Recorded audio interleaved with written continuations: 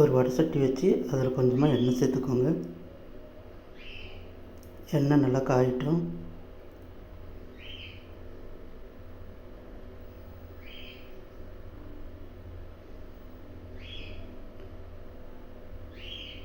எண்ணெய் காஞ்சதும் அதில் கொஞ்சோண்டு கடுகு சேர்த்துக்கோங்க. கடுகு நல்லா பொரியணும்.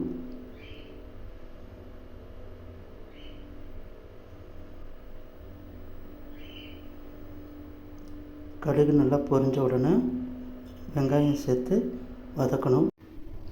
வெங்காயத்தை நல்லா வதக்கிட்டு சுத்தம் பண்ணி வச்சுருக்க வல்லாரைக்கீரையை அதில் சேர்த்துக்கலாம்.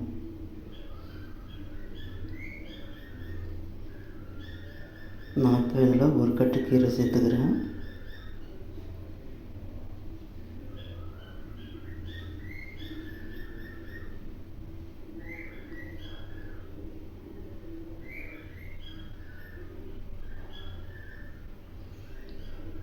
கீரையை சேர்த்துட்டு நல்லா இதோட வெங்காயத்தோடு வதக்கி விட்டுக்கலாம்.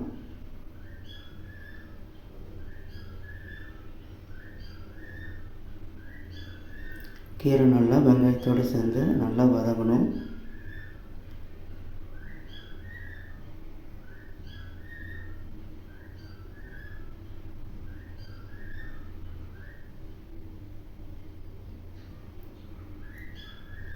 கீரை நல்லா வெங்காயத்தோடு சேர்ந்து நல்லா சுண்டி வரும்போது இதுக்கு தேவையான அளவு மஞ்சள் தூள் சேர்த்துக்கலாம்.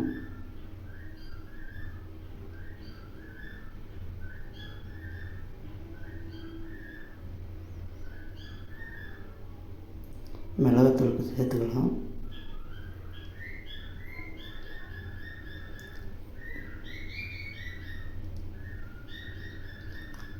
தேவையான அளவு உப்பு சேர்த்துக்கலாம்.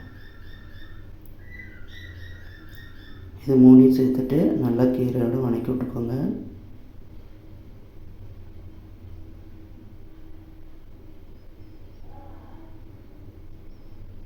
நல்லா கீரையோடு வதக்கி விட்டதுக்கப்புறம் இதுக்கு தேவையான அளவு தண்ணி சேர்த்துக்கலாம்.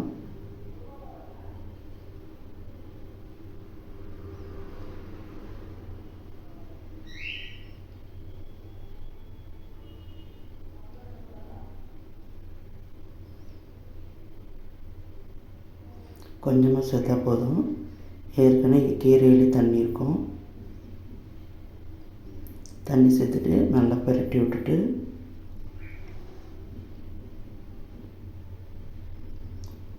ஒரு 5 நிமிஷம் மூடி போட்டு வேக விடலாம்.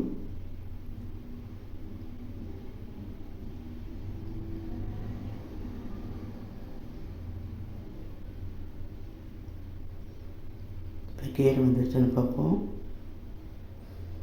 கீரை நல்லா தண்ணி சுண்டி நல்லா வெந்து சுருண்டு வந்திருக்கு. இப்போ இதில் தேவையான அளவு முட்டை சேர்த்துக்கலாம். நான் இப்போ இதில் ஒரு முட்டை சேர்க்குறேன். உங்களுக்கு தேவைப்பட்டால் 2ஆக கூட சேர்த்துக்கலாம். இப்போ இதில் தேங்காய் துருவல் வேணாலும் போட்டுக்கலாம், நடக்கலை வேணாலும் பவுடர் பண்ணி போட்டுக்கலாம். இப்போ முட்டையை கீரையோடு நல்லா பரட்டி விட்டுக்கோங்க. நல்லா பரண்டு வந்துடணும்.